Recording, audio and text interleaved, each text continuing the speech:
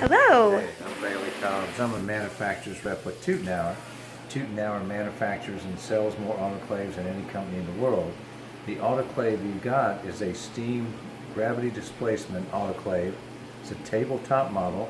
It's called the EZ11 Plus. It's 11 inches wide by 19.5 inches deep. It's got multiple cycles that'll be on the face of it. I want to walk you all through in about 10 minutes the unit and how to use it and how to maintain it. First of all, let's open the door. You can see where I can take the entire rack out. And when you take the rack out, you always have these two little pieces pointed toward the rear. Now, why would we do that, do you think? Probably because there's sensors in the back. We don't want to hit those sensors, and we don't want to come up against them. So this gives us a little protection. If you notice in the rear of the autoclave, you've got a sensor on the left, a hole in the middle, and a sensor on the right. Each time you're going to clean the machine, you're going to use a soft cloth that's non-linning to wipe those sensors down, and also the temperature sensor up and down the side of it, not just the tip of it. You also want to wipe down the gasket here. This is the door gasket inside of the front door of the autoclave. You notice the water level is right here. See where you've got the red, and now I've got you can see my finger getting in the water. That's the blue down here.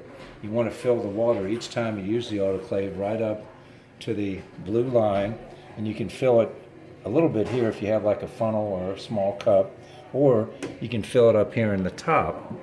And you notice we filled it up to the valve. You can kind of see the valve. There's a ring on this valve. Let me stick my finger in here. And maybe, can you see the ring? Yeah.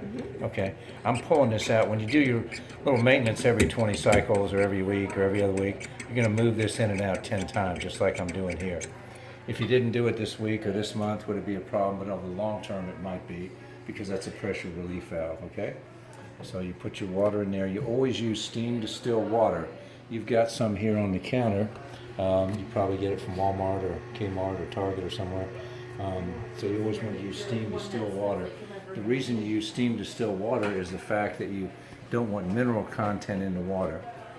In North and South Carolina, we have hard water. Urologists love to come here after they get out of their residencies and fellowships. So you want to use steam distilled water so it doesn't clog up the pipes in the autoclave.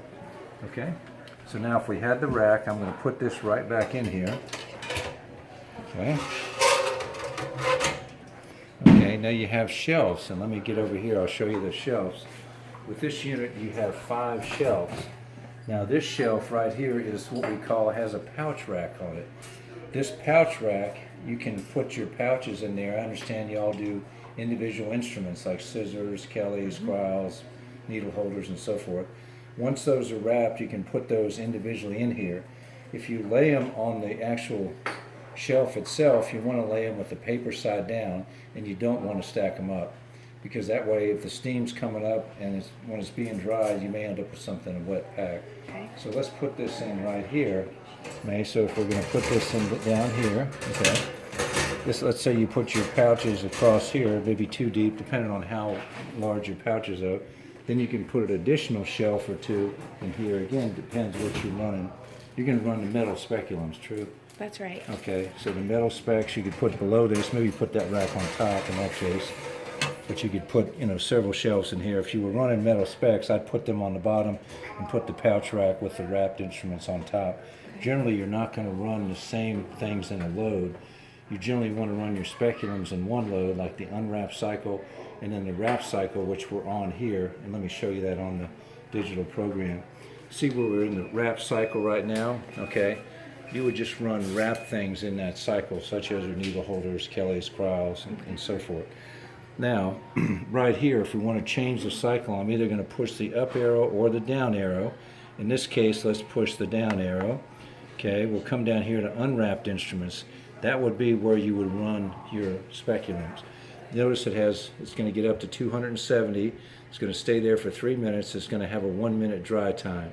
You're also showing the temperature and the pressure right here on the digital screen.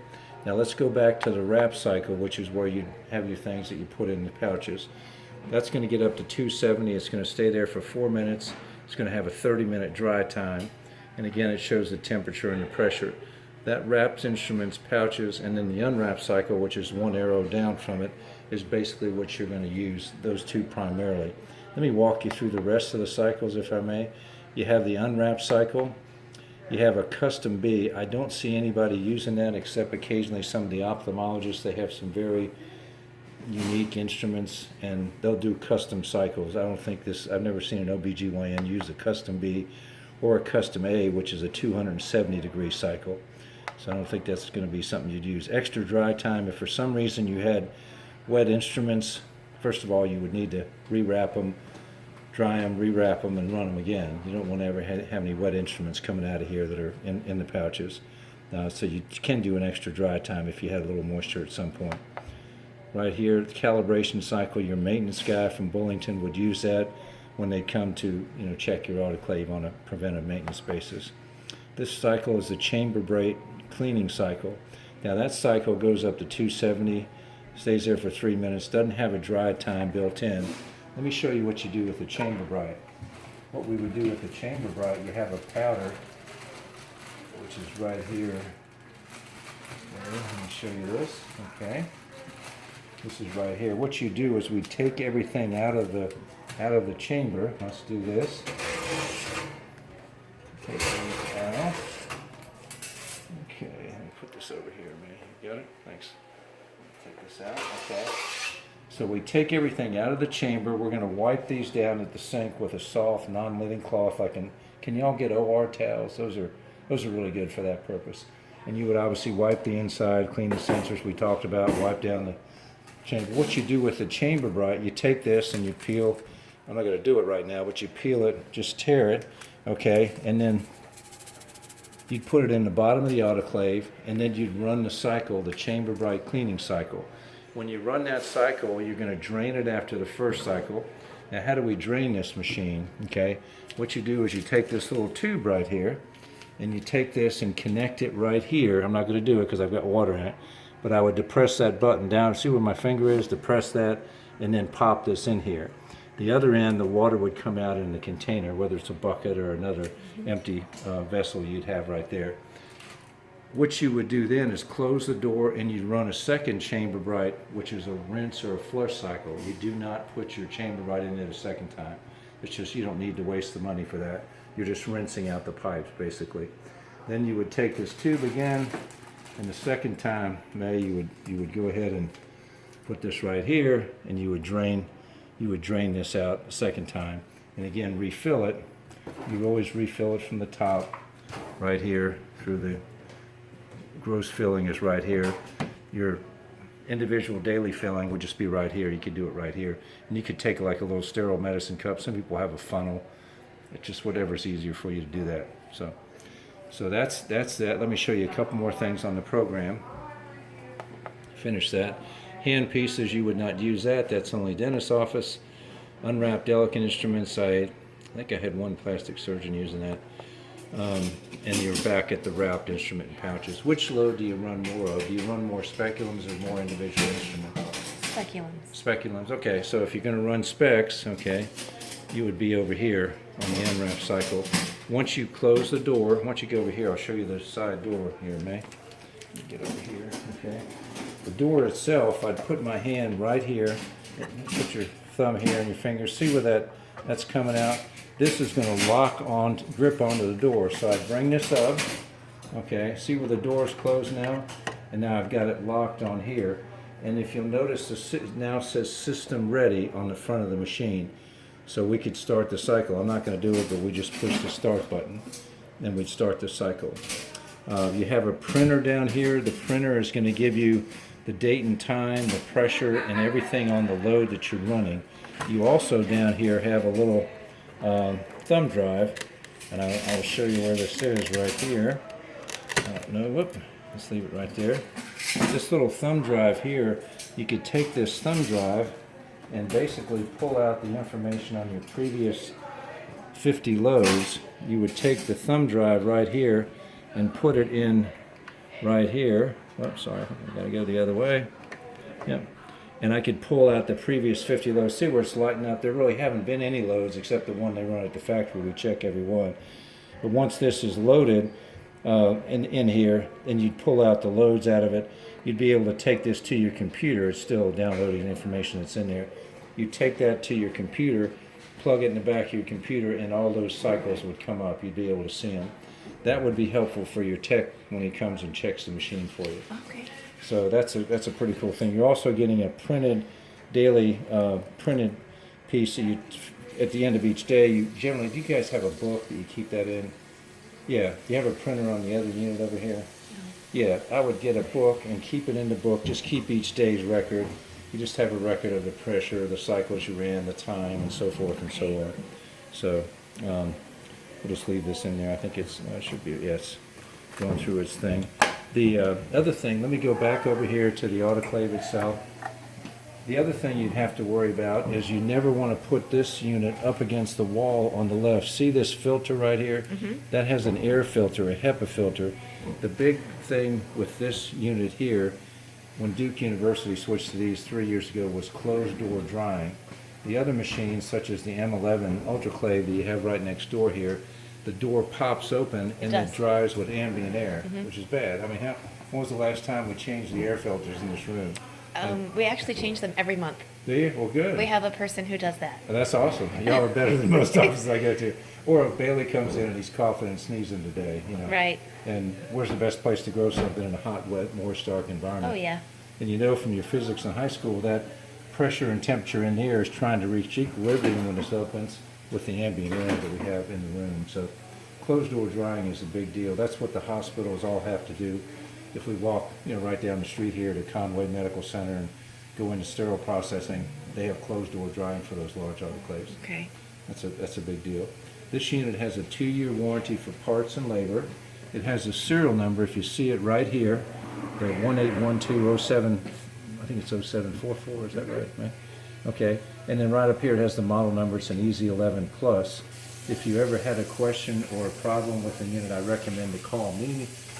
And then if you can't get a hold of me and you need an immediate answer, call the office, but I will call you back. Okay. I've left all the information over here about this machine. I have the basic catalog right here. I put the model number and the serial number, and I gave you a grace period to next week because it's a 2-year warranty for parts and labor. So you have 2 years from November, okay? Thank you. It's got tech support, the Parceo, and it's got a label here has all my information, my phone number and email address. Again, if you call me, I will call you back. That's what I've been doing for 31 years. Okay. This has the model number. This is the manual. Has the model number. The Easy 11 Plus has the serial number. That's the first question. If you call the office about something, they're going to ask you. If there was some problem with a machine in the field, the FDA requires every equipment manufacturer to record that and keep a record of it. Okay. And I've got their number, and down at the bottom I have my phone number and everything on here. So this manual is something, you know, take a look when you get a chance. It's got information in here about the various cycles and about the unit itself.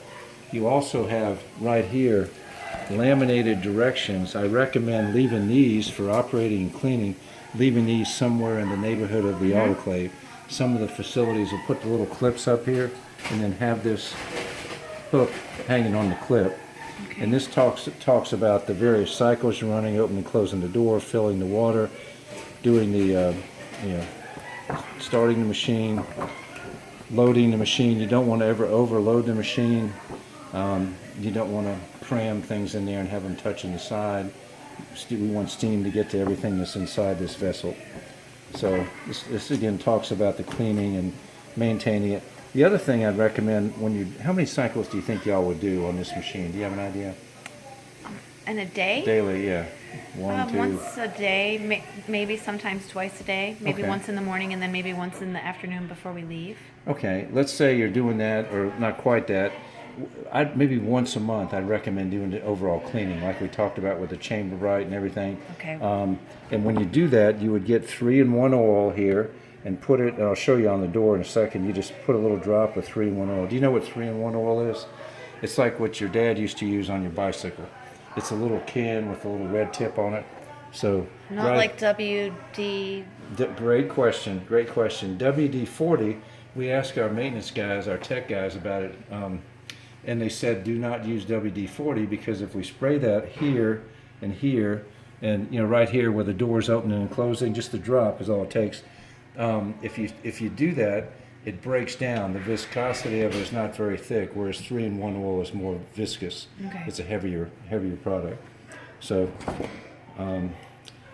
anyway, that's pretty much it. I think we covered most of it. You never want to use steel wool or anything abrasive on the inside. It's just a soft cloth. This filter, we change this filter how often? Probably once a year. And where do I get a filter like that? You would get that from Bullington. Yeah, Bullington. Okay. They would help you with that. You've got an extra gasket here. Yes. Obviously, that goes on here, and they could change that for you just when they were doing the service. That'll probably be once a year too. You've got an extra roll. This is going to last you a pretty good while. Extra roll of the paper. We filled out the warranty card, so you're good with that. Again, it's 2-year parts and labor, and we just said we're going to start it next Monday. Thank you. So anyway, that's pretty much it. You notice one other thing. The machine is higher in the front than it is in the back. There's a reason for that. That's what it's supposed to be because the water's being pumped in from the rear, and we want this higher than the back is. Okay. So How do we open it? And we have to use our thumb? Is that what you said? yeah, you put your thumb like right up here and your other fingers right there, and see where the grippers are coming out. Latches onto It there. just latches on right here, okay? Okay. And then let's say it's seeing, again, it's telling us system ready, okay? And by the way, you can't change the program with the door closed. You have to have the door open, okay? Okay. So if I wanted to change, I'm going to hit the button. Okay, well, gosh darn, what's wrong with this thing?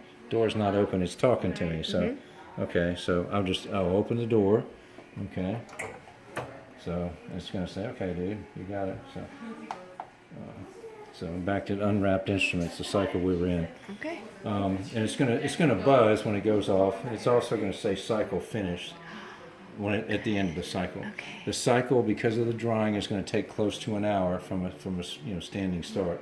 The other thing I want to mention is when you use a chamber bright, and it says it in the manual, you want to use it on a cold, like do it in the morning. You want to do it on a cold autoclave. The reason you don't want to do it on a hot autoclave, if this chamber was hot, that chamber bright is probably going to stick on here, and then you have to be like trying to get something off a pot and pan, and you grilled on the grill, and you hadn't cleaned it, and it left it out over the weekend. Where do I get the chamber bright? The chamber bright you can also get from Bullington, and I'll mark that in the catalog here, Okay. so you'll have that. So, All right. what other questions do you have? That's all I have, I think. So that wasn't But I've too- got your phone number. Yeah. So I can call you. That wasn't too bad, was it? No. Thank you Yeah. so much. Thank Bye. you.